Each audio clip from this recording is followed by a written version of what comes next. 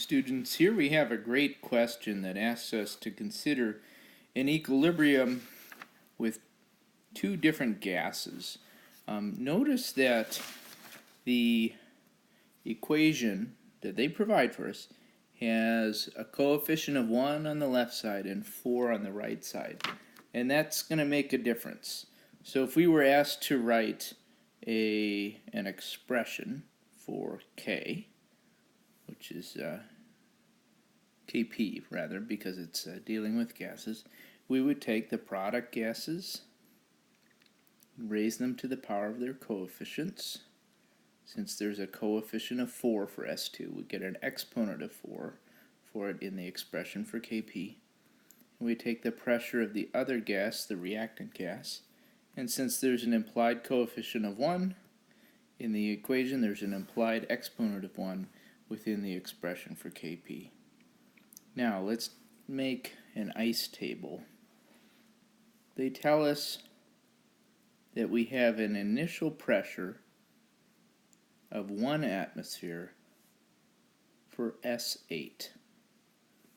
Let's use that to make an ice table.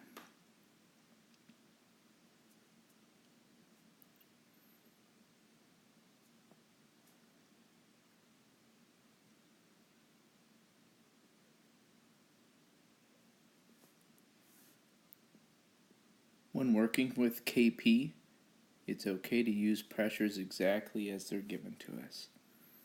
They didn't mention, or actually they do tell us enough. They say a sample of S8 is placed into an otherwise empty rigid container. Now even if they hadn't said otherwise empty rigid container, you can safely presume that any substance that they don't give you information about at the beginning of the reaction, that there's none of it there. Next, we're going to officially we compare Q to K, determine which one's bigger, and if Q is less than K, we shift right. The easier, quicker way to do this is to just say, okay, I see a 0 in the initial line of an ice table, and whenever I see that, that means that I should shift to the side with the 0. So that means we're going to be adding materials on the right side and subtracting from our pressure on the left side. Also of crucial importance is this coefficient, 4 on the right side and a 1 on the left side.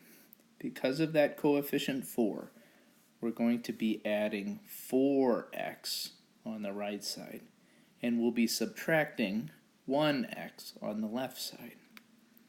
The equilibrium line is just the sum of the initial line and the change line. So 1 atmosphere minus x would just be 1 minus x. 0 atmospheres plus 4x would be 4x. Now they give us a little bit of information about the equilibrium conditions. They say at equilibrium, the partial pressure of S8 is 0.25. So that means this expression, which represents the equilibrium pressure of S8, is all equal to 0.25. That gives us enough information to solve for x. So if 1 minus x equals 0.25, then x equals 0.75. Then 4 times x, the equilibrium pressure for S2, would be 4 times 0.75, and that works out to be 3. Now we have equilibrium pressures for both of the gases. We have a pressure at equilibrium of 0.25 for S8 and 3 for S2. Now we can plug into the equilibrium expression for Kp. We'll take our pressure for S2, which is 3, raise it to the 4th power, and take the pressure for S8 and put it in the denominator of that expression. Note that the pressure is 0.25 and x is 0.75.